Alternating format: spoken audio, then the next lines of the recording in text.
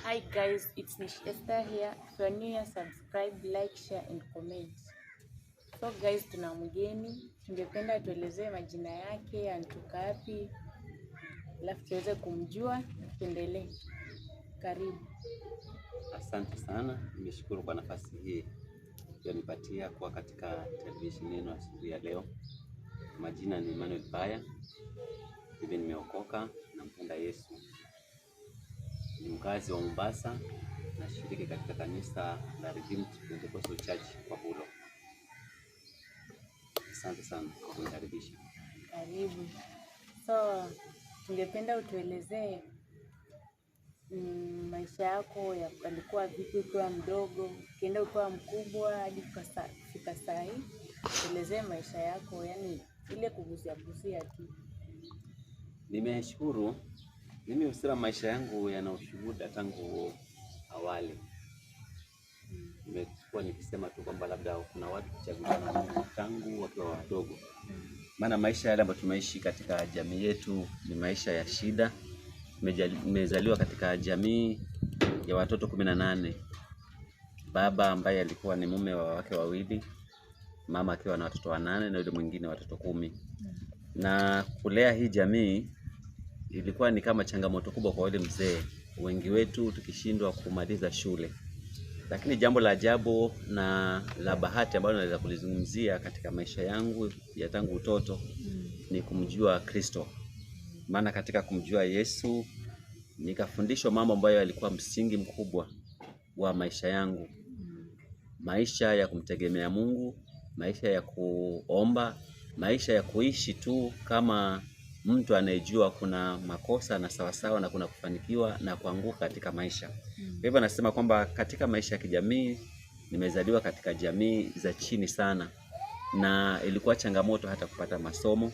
Mimi niliingia katika shule ya primary mwaka wa 1982, and I can say it was a big challenge because I was already a big boy by then, and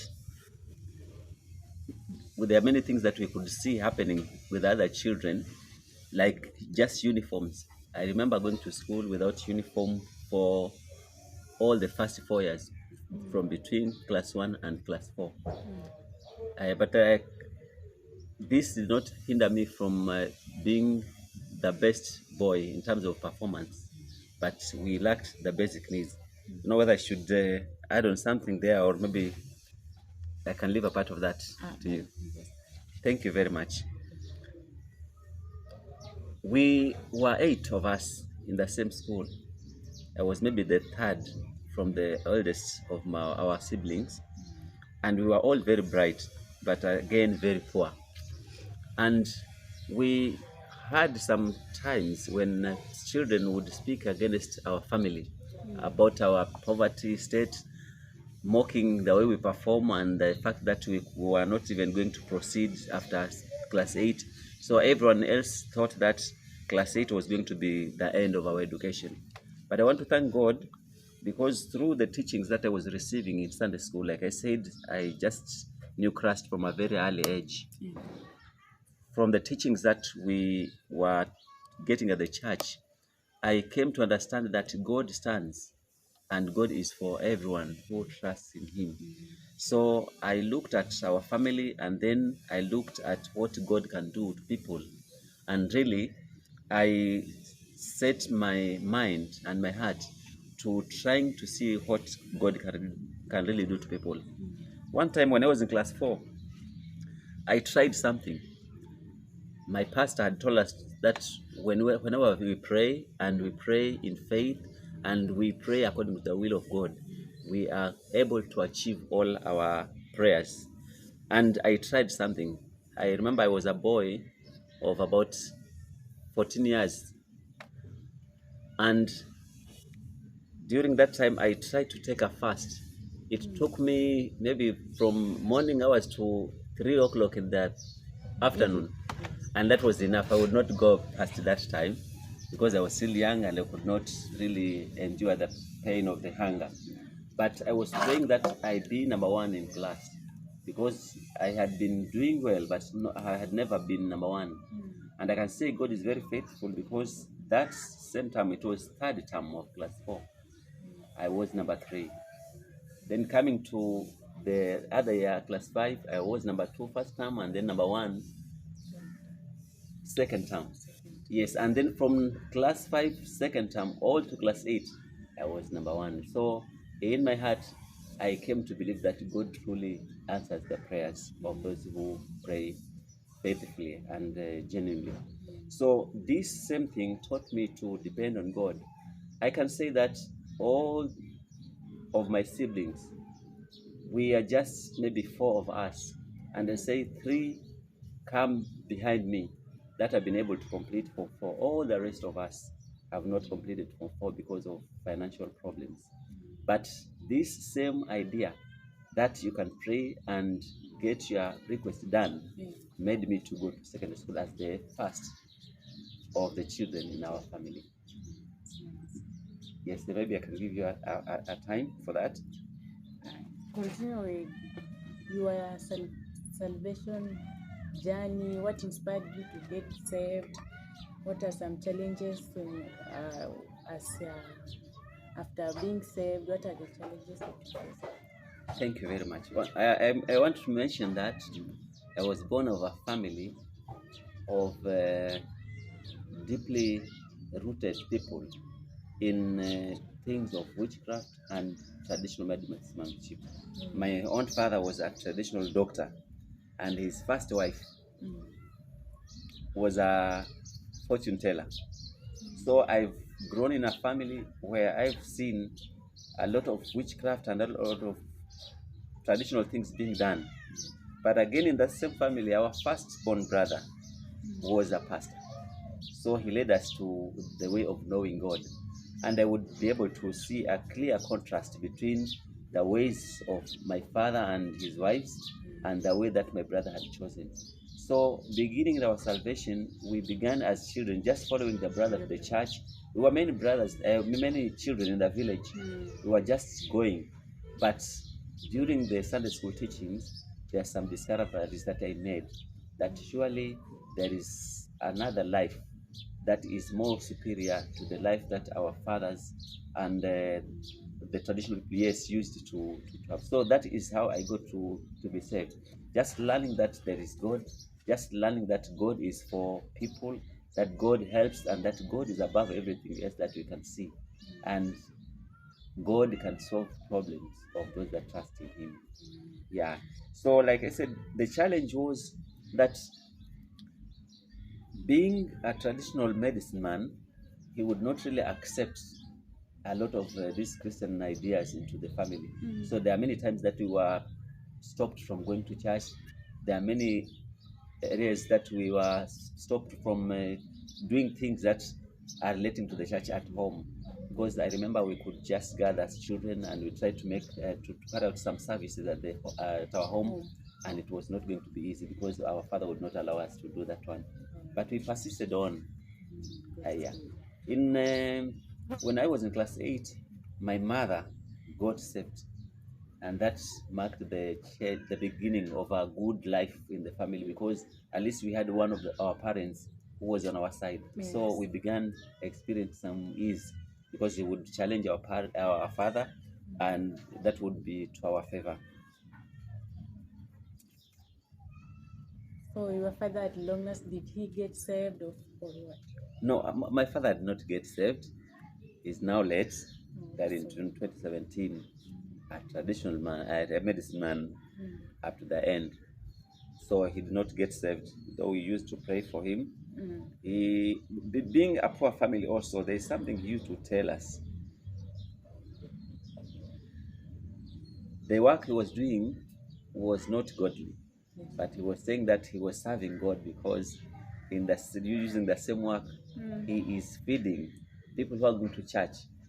And he was saying that if we leave that work, then the whole family would be shattered. And even those that are going to church would not be able to stand. So he was saying, in a way, I'm serving God because in this same work I'm doing, I'm able to feed you. And we were not able to convince him to a great extent because really we depended on him. Yes. After schooling, maybe I have to go back there. After schooling, I finished in 1994. That Class was 8 of that was my fourth form, and the worst of life came then when I was not going to proceed from Form 4 because again there was no fees. fees. Our father had also said that he was not going to educate any of his children past class 8. Why? Because our brother, who was the pastor, was First educated, yes, he was educated to the fourth form with our uncle.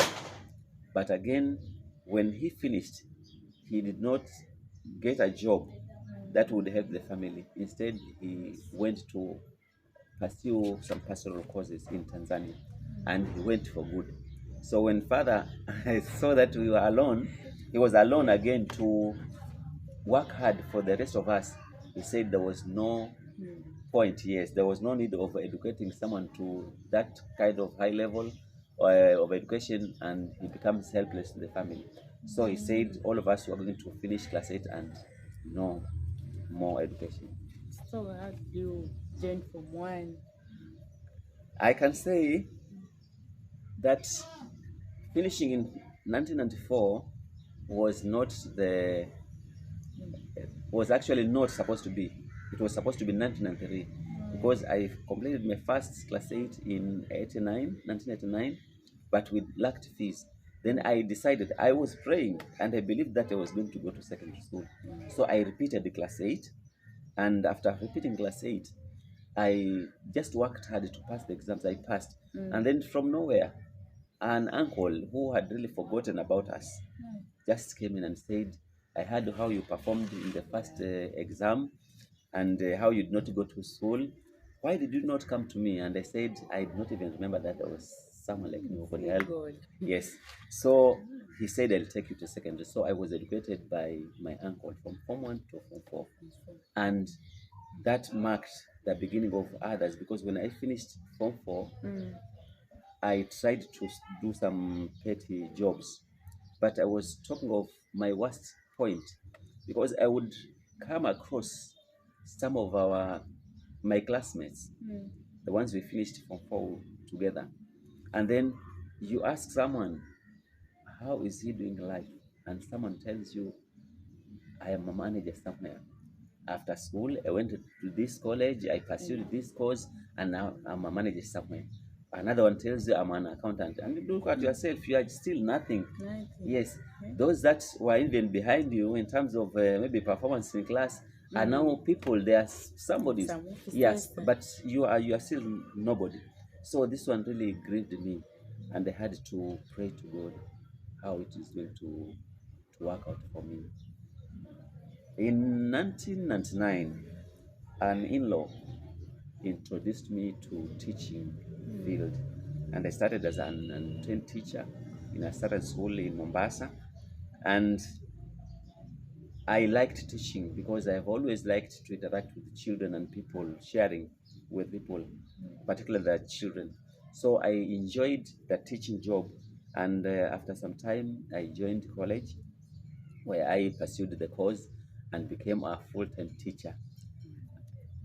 In 2005, I was fully able to open my own school, and my aim was to help the children who are as unfortunate as I am, children who are coming from families which were not financial able, families who could not provide for their education needs.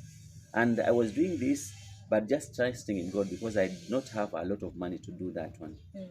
But I want to thank God because He's faithful, and He's always coming to the rescue of those that look unto Him. In 2012, I got some people who saw the work I was doing, and they joined hands, and we began sponsoring children in large numbers. Those are the people we are still working together with. And I say we have already helped a lot of children so far, Yes. because they have been giving a very good help, and we have been able to educate. We established the school for that very same purpose. We have educated children even when they are not able to pay school fees. We have tried to find some sources to pay for their school fees. We have also just provided the basic needs. We have built a few shelters for them. We have been giving food and clothes, and that's what I'm still doing up to now. Elezea jina ya shule, where is the school located, about that. Asante. Shule inaitwa State Division.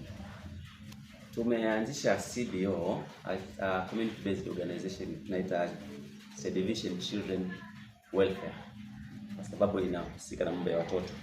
Lakini mbali na watoto tulikuwa tunaangalia pia na wazazi wao, maana ili mtoto awe vizuri ni mzazi naye awe vizuri. So tukawa tunawaleta wazazi pamoja na kuanzishia projects ambazo wanaweza wakapata nazo pesa za kuendeleza masomo ya watoto, huku tukiwapatia watoto elimu aidha kwa rahisi ama bure, kwa sababu tuligundua kwamba hiyo elimu ndio msingi wa maisha ya mtoto. So project hii ya State Division tulianza nayo pale Bombolulu, na hatukuwa tuna mahali petu, kwa hivyo tumeishi tukikodisha, na imekuwa ya kuhamahama kwa sababu hatukuwa na mahali pamoja pa kutulia kama shule. We have problems in Kenya with the rentals.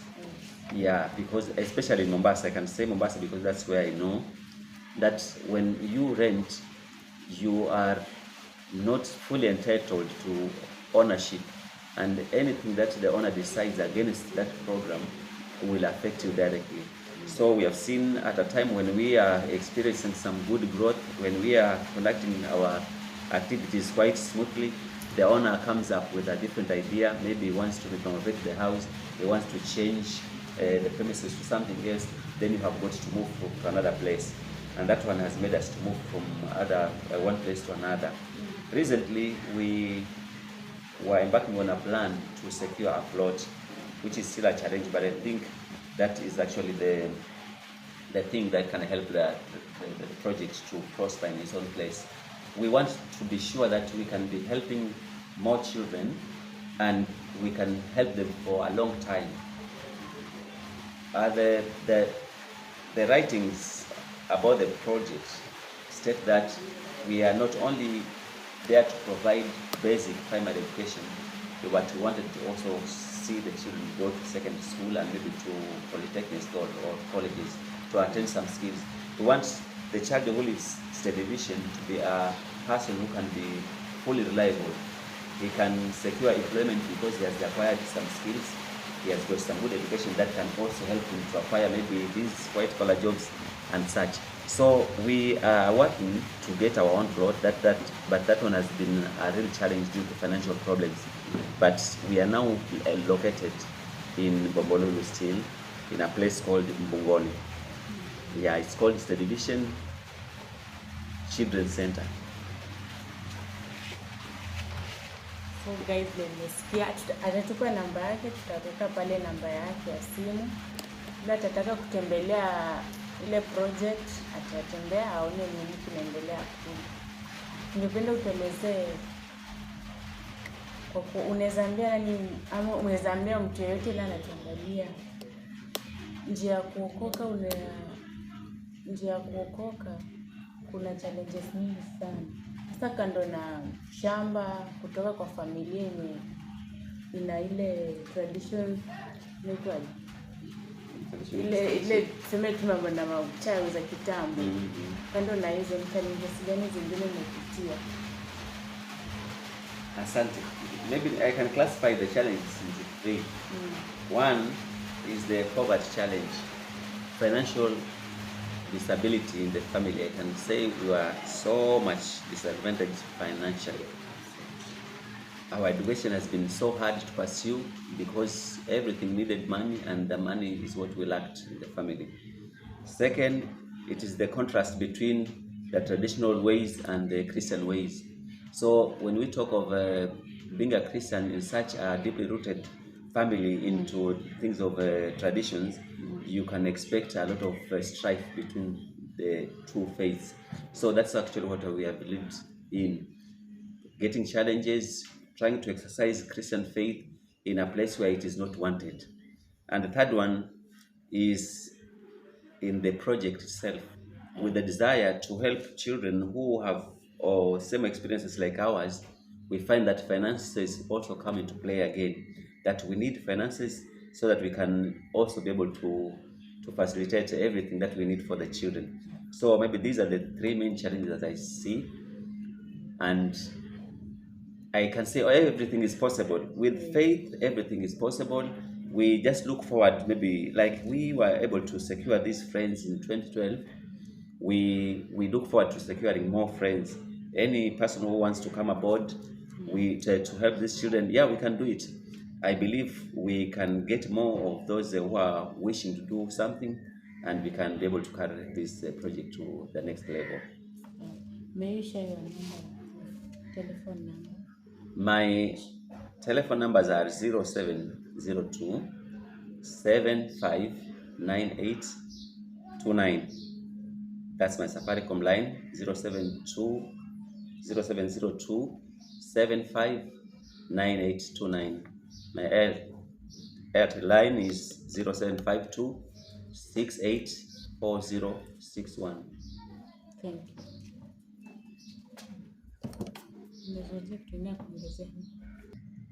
Okay, thank you for your time. I would like you to share or to give an encouragement to those people who are being from humble backgrounds. What encouragement would you give? Oh, thank you very much. I can say that everything is possible with determination. Everything is possible, and I want to put this determination into some categories. That first of all, the good thing is to know God.